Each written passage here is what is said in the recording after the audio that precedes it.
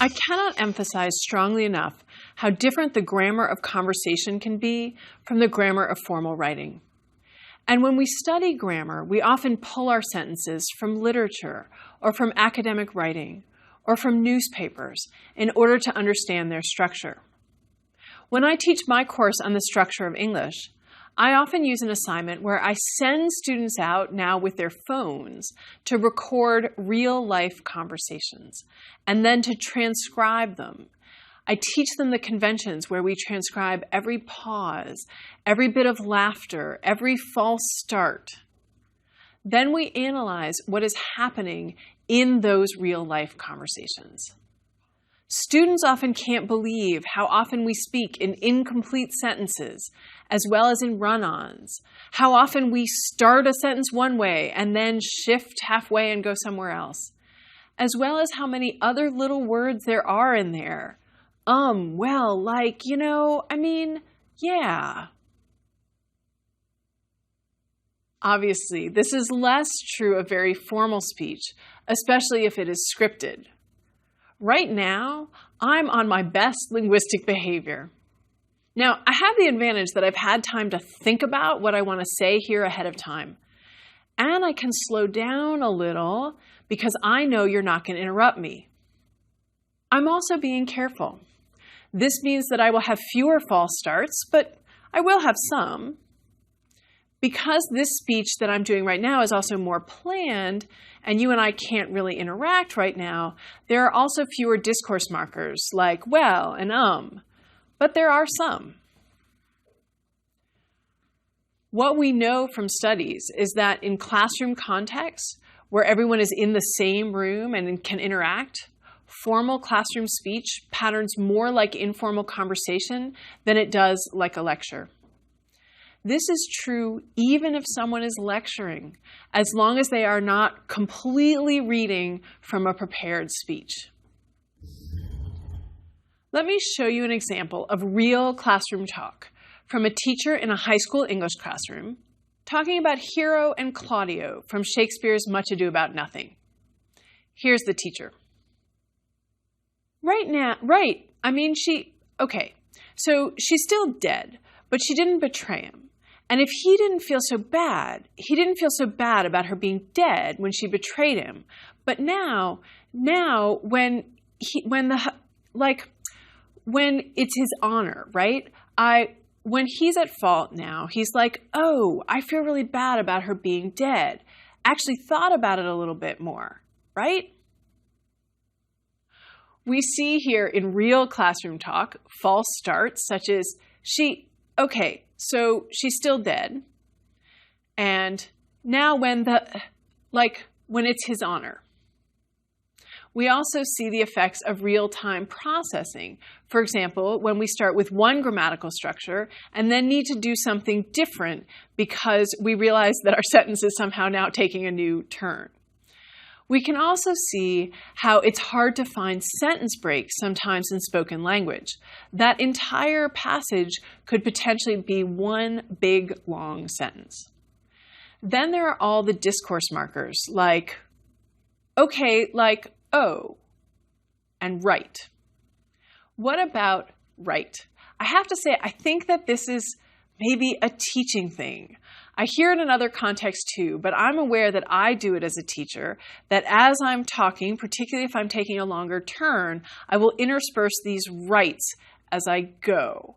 It seems to be a way to signal, without stopping, signal my desire for students to be following along. So I'm talking and I say, right, and then I just keep going. Someone pointed out to me that it also can feel sometimes perhaps a little bit coercive. It forces people into implicit agreement if they don't interrupt you after you say right, or it forces them to interrupt you regularly if they want to make it clear that they disagree with you. One other thing I like about this excerpt is that when the teacher quotes speech in it, she puts in a speech discourse marker. When she's quoting Claudio, she says, now he's like, oh, I feel really bad about her being dead.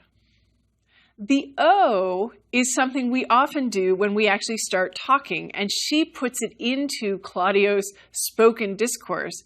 Claudio was like, "Oh." One of the reasons to do this is that, of course, in speech, we don't get quotation marks.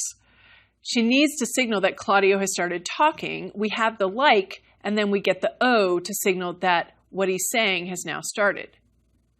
The teacher also uses that quotative like. She says, Claudio was like. The like, as a quotative, usefully blurs direct and indirect speech. We don't know if Claudio actually said what she quotes him as saying, or whether it's indirect speech. He said something like what she quotes him as saying. The quotative like also usefully blurs the distinction between speech and thought. Perhaps Claudio just thought that. He thought, "Oh, I feel really bad."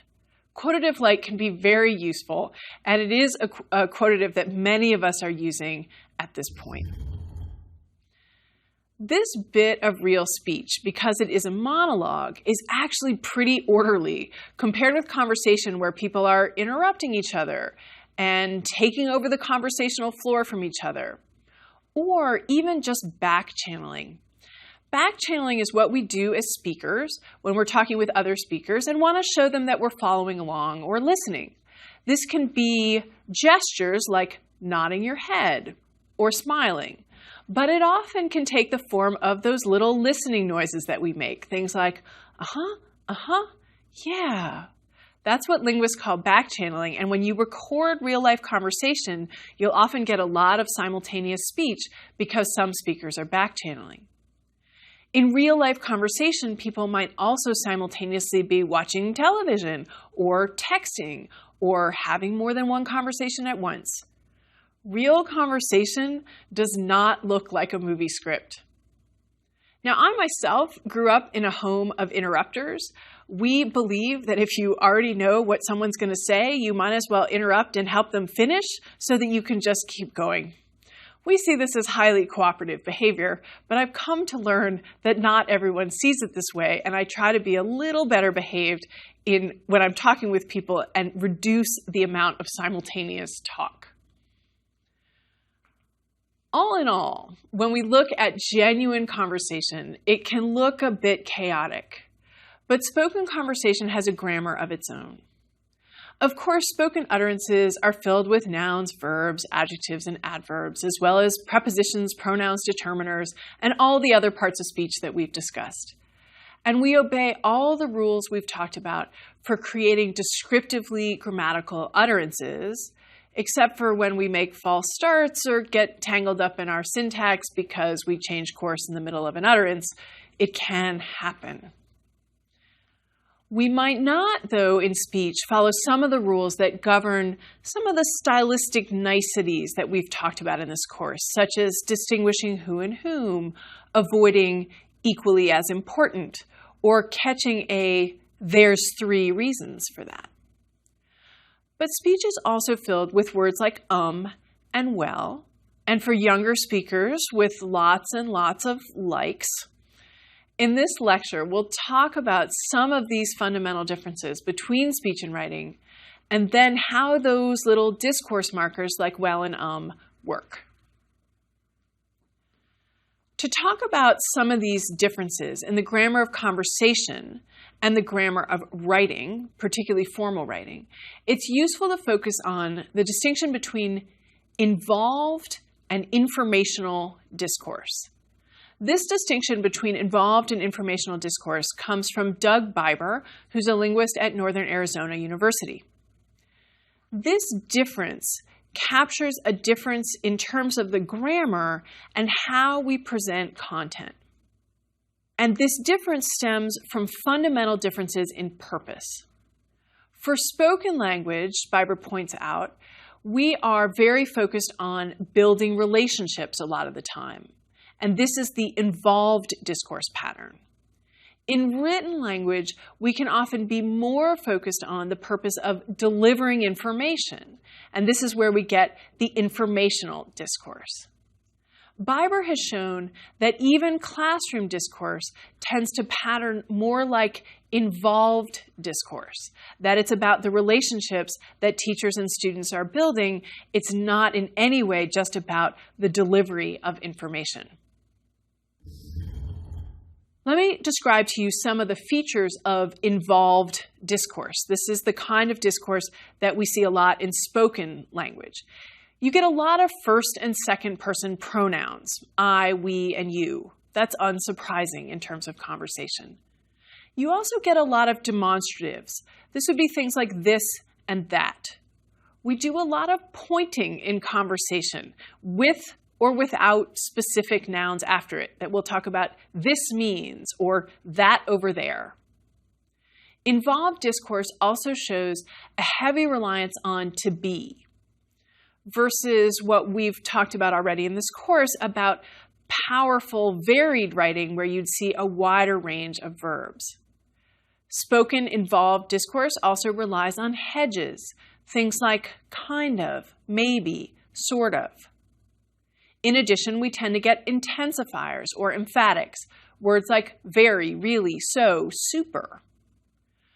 Spoken involved discourse tends to use a lot of present tense and contractions. Then you get those discourse markers, as we've talked about, well, so, now.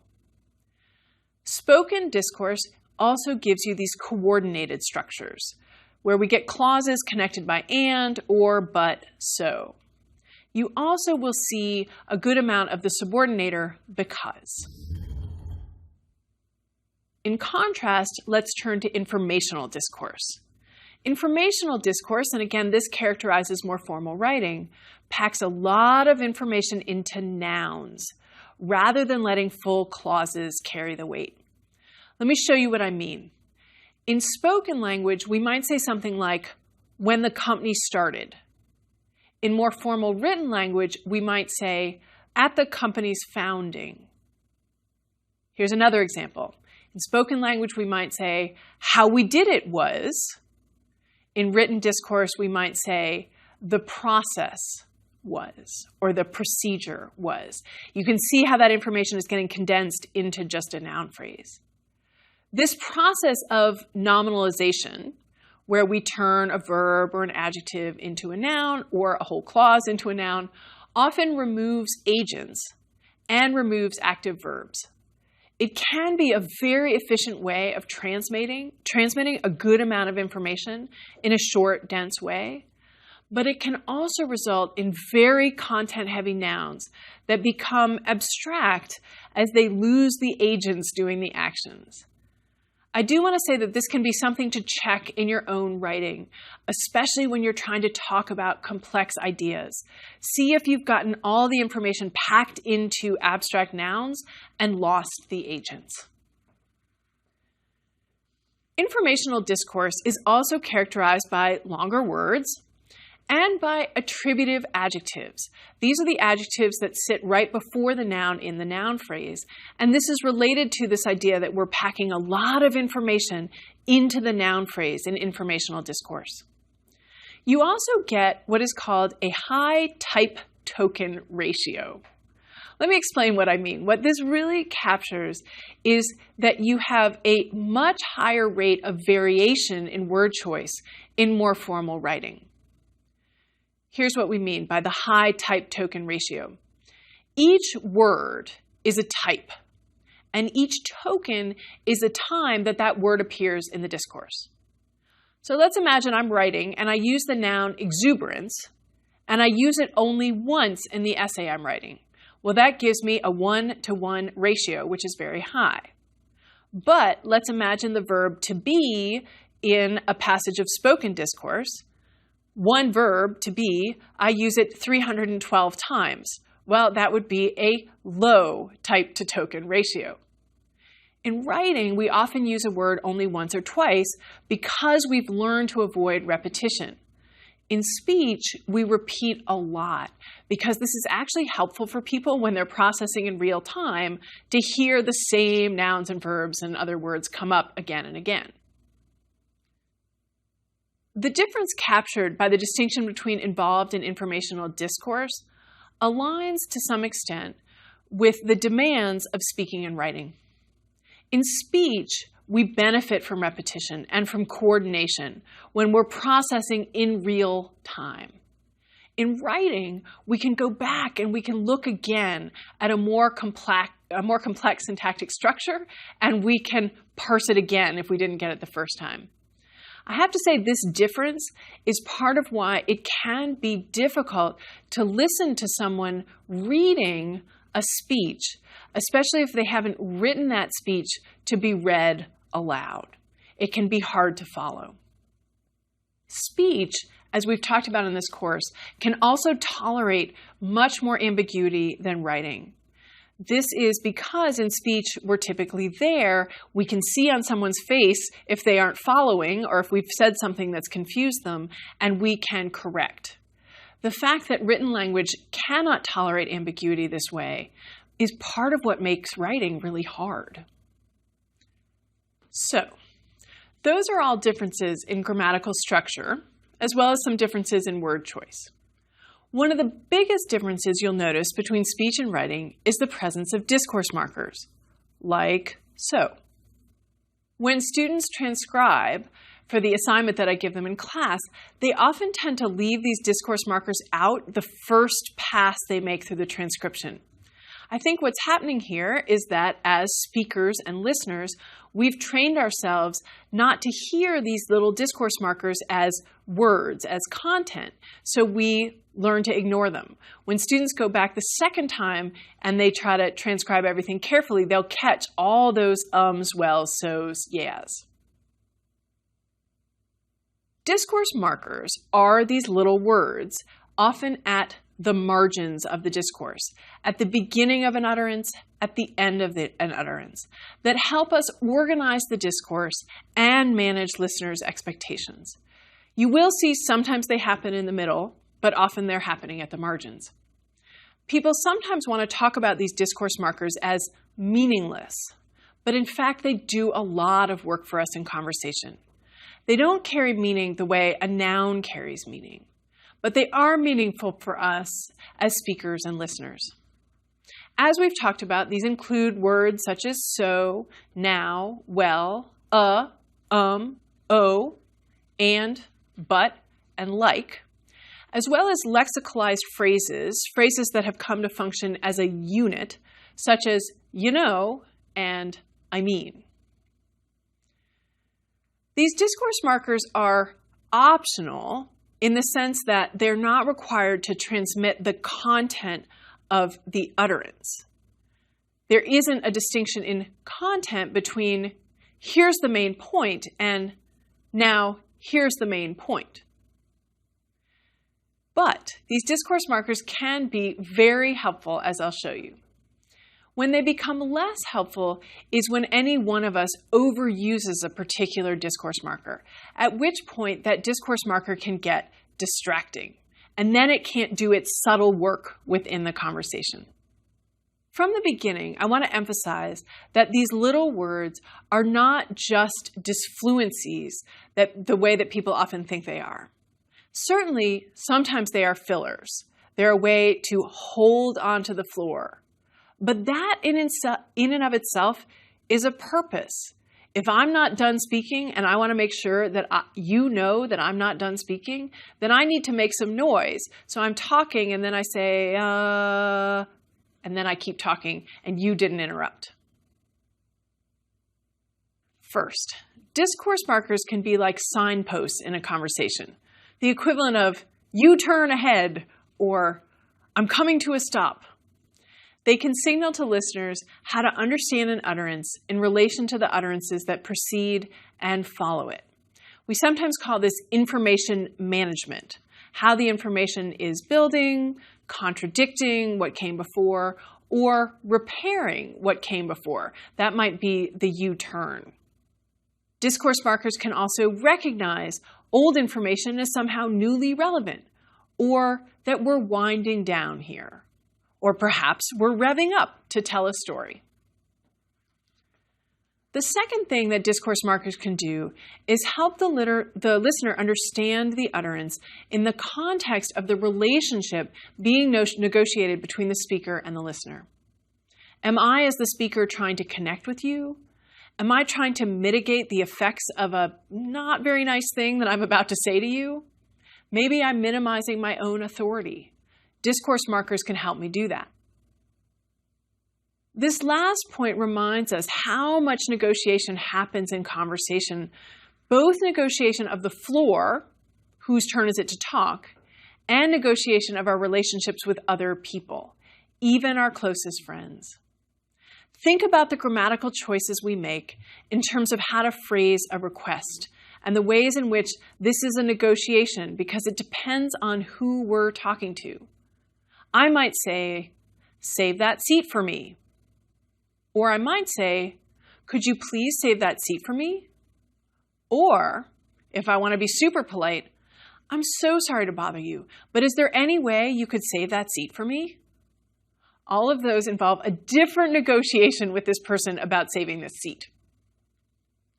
We are always trying not to step on other people's feet or on their toes in terms of politeness.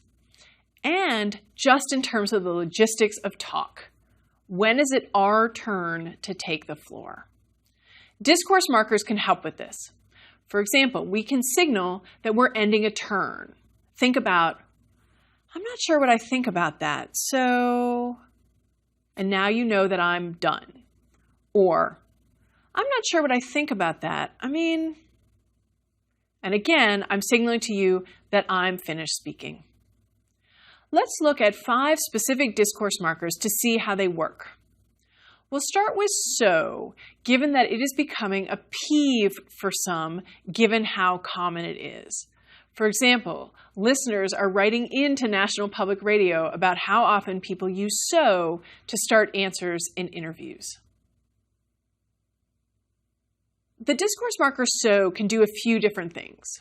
It can show the effects or logical consequences, both within one person's turn or from turn to show that what I'm saying is a logical consequence of what you just said. "So" can introduce summaries or rephrasings. So the main point here is, within an extended narrative or story, "so" can also indicate parts of the story. I think about it as the equivalent of paragraph breaks. Here's a story. "So while I was driving over here, blah, blah, blah. So I get to the building, blah, blah, blah. So there I am in the elevator, blah, blah, blah." You can see it's narrating those different little episodes within the story. Then let's imagine that you interrupt, and then I need to recommence the story because you've interrupted. And I recommence by saying, "So we were in the elevator." You may have noticed that "so" is on the rise, that you are hearing it a lot. It was featured on a 2012 episode of Lexicon Valley, which is a really great podcast on Slate. And in this podcast, they did interviews with Jeff Raymond at UC Santa Barbara and Galena Bolden at Rutgers. As I noted, many people have noticed that "so" often happens in response to an interview question. Bolden, in her research, argues that the "so" used in this way is what she calls an other-centered way to begin. In other words, you ask me the question, and when I say "so," it suggests that you've asked me something that I was thinking about. And I have a response for you because I care about you and I've been thinking about this. If I ask a question and I use "so" at the beginning, it can also make the question seem like my question is a logical consequence of seeing you. "So" can also be a way to trail off. It passes the conclusion of whatever I just said back to you. Here's the conversational floor.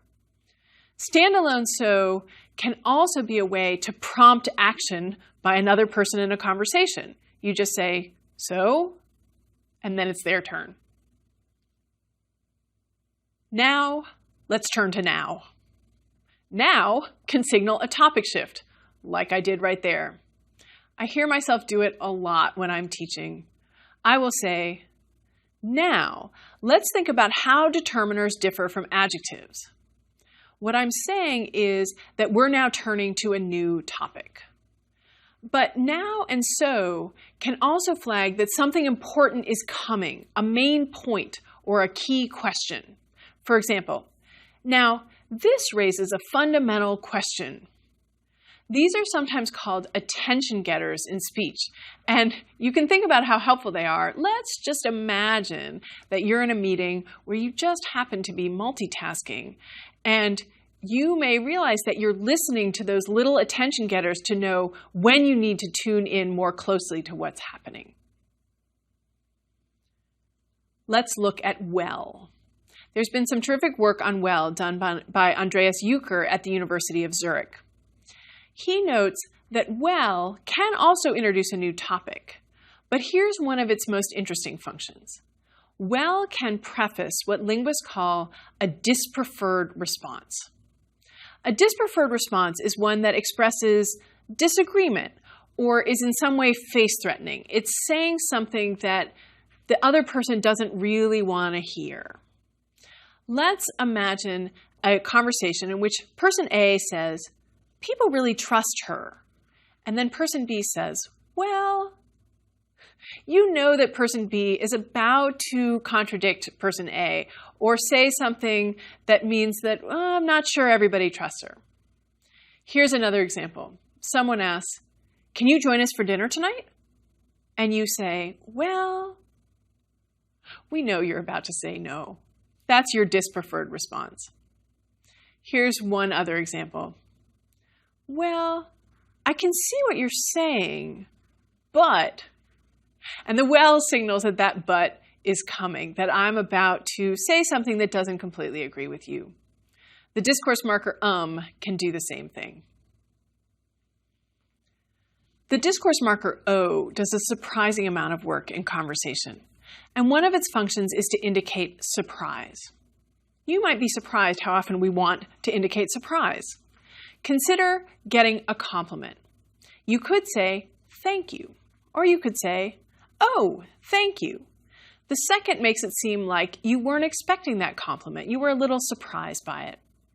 O could preface a suddenly remembered question. "Oh, did you ask about when the road will reopen?" Or, if you remind me of something, I might say, "Oh, that's right." O can also preface a question or a statement with wrong information. I need to repair what you said. And I say, "Oh, it wasn't that." Or perhaps I need to repair something I said. I say, "Oh, it's on Liberty Street, not Washington."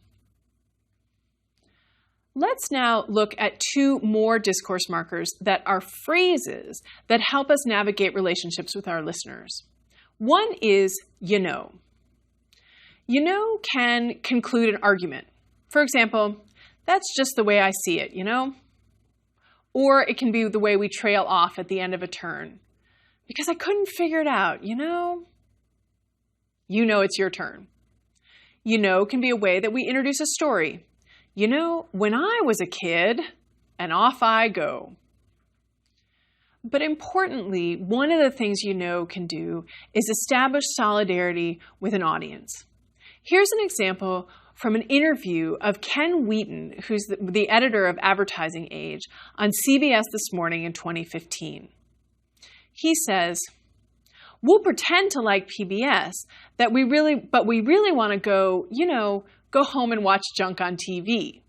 And that "you know" is saying, you in the audience, you agree with me, you know what I'm saying. "You know" can seem like it's inviting participation, or at least asking for a back channel. That's a moment for you to nod because you know. Or perhaps it's inviting disagreement, but it's inviting you to participate.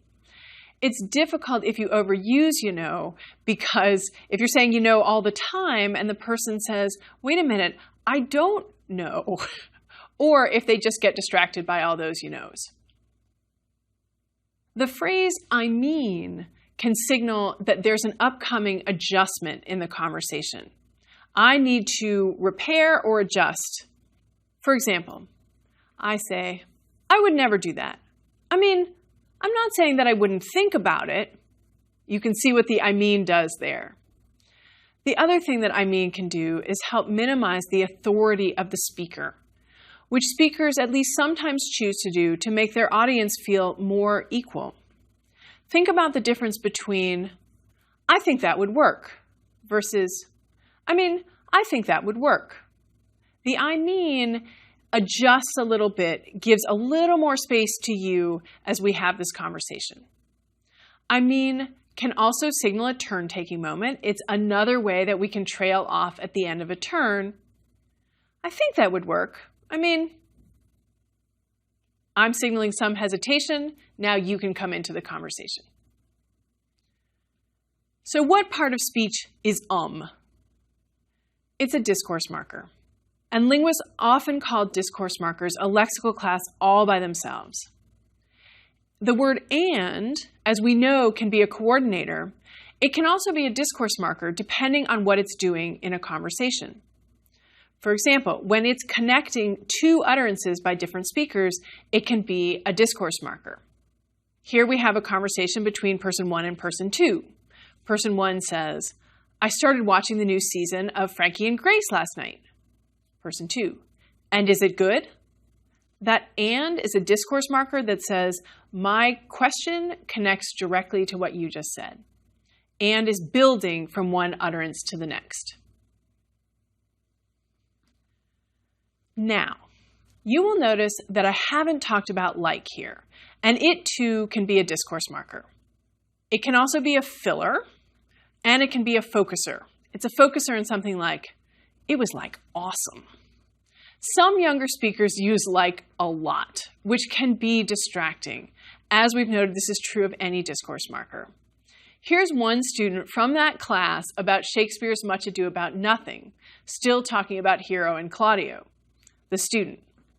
Well, I think, in rebuttal, I think he thinks that he loves her. I honestly think that he thinks that he's in love with her. But I think that, I agree with you. He is like a jerk face, and he, only cares about his honor. But I think that he himself, legitimately thinks that he, loves this girl. That's a lot of, Like can signal youth. That's one of the things it can do. This student will, in the long run, benefit from growing out of using this many likes, and the student probably will grow out of it. Awareness is the first step. One piece of advice that I give to students who are trying to wean themselves from like is to record themselves. When you hear how many likes you have in your own speech, it can help you start to monitor for those. So, with that, I will conclude this lecture feeling enormously self-conscious about every discourse marker that I have used for the past half an hour, and I know that you will now be primed to listen for in future lectures, no matter what new topic I'm talking about. And our new topic is going to return to the written language. We're going to talk about punctuation. I've mentioned Oxford commas a few times in previous lectures, and I have kept saying, just wait. Well, we're there. Now we get to dive into commas and semicolons and their other punctuation friends or accomplices like the colon and the all-purpose dash.